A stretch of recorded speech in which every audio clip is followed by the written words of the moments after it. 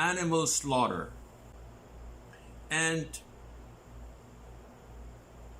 Muslims are not allowed to eat anything.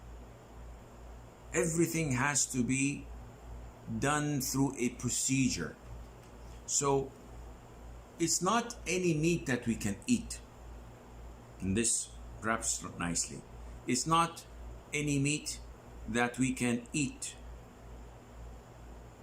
And the meat we can eat, it has to be processed in a specific way. It has to be slaughtered. And the one who slaughters it has to have specific characteristics. And the tool he uses must be also following the procedures. So in Islam, it is governed. And this is only when it comes to meat. So any veg food, you have no problem with that. Whether the person cooking it is a Hindu or a Sikh or a Buddhist, it's a veg food, no problem. You can eat it. So the one who plucks it from the tree is an atheist, no problem. It does not impact the food. The one who cooks meat also does not impact the food.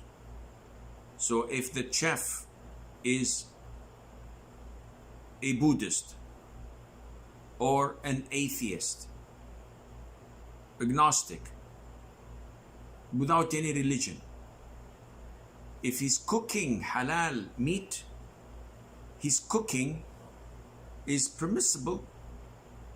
What is not permissible is how you got this meat. So was it slaughtered? Who was it slaughtered by?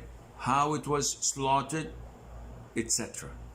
So when we come to animal slaughter, it has to be done in a specific fashion. You cannot just slash the animal and make it bleed from all parts of bodies, then you eat it. This is dead meat. Carry on. Haram.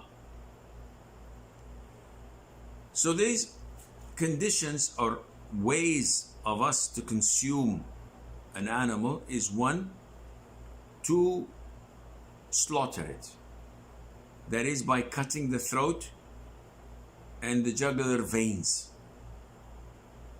And this is done by the usual saying Bismillah Allahu Akbar, and you slaughter the neck of the animal. Number two is known in Arabic an-nahr. And an-nahr means the neck and the upper chest area. This is called an-nahr. You can't see it because of the beard, alhamdulillah. And this is usually done with camels.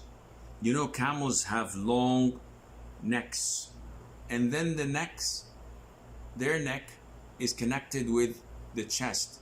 This area here, a specific area, the way of slaughtering such animals is to tie its front leg, one of them, and we say Bismillah Allah Akbar, and we stab the animal in this area.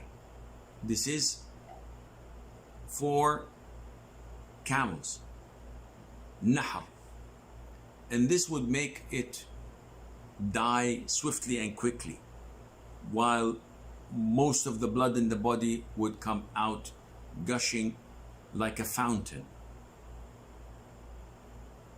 And the third way that is halal to kill an animal is when the animal is either wild or it is uncontrollable. So we will talk about the wild animal when we speak about hunting. But for example, if we have a camel that is uncontrollable, attacking everyone. An animal on steroids, so strong, so powerful, hitting and running and biting. And well, there is a hadith which was reported by Rafi' ibn Khadij, may Allah be pleased with him, which he said, a camel went wild, but a man hit him with an arrow which restricted his movement. The Prophet ﷺ said, some of these domestic animals run wild like beasts. If any of yours gets wild, do the same as you have seen. So the man did not slaughter the camel, he hunted it down. So if I have a sheep in my barn and I take my 6-gauge shotgun and I shoot it and it dies, can I eat it? The answer is no, because this is to be slaughtered, not to be hunted down. But if, for example, I unfortunately get a cow falling into a well or into a ditch and we cannot get it out of there, and definitely we cannot slaughter it, in this case we say Bismillah and we try to cut it into pieces and take it, and this would become halal because we are killing it in this way so that we can take its body out of the well and at the same time not waste the meat.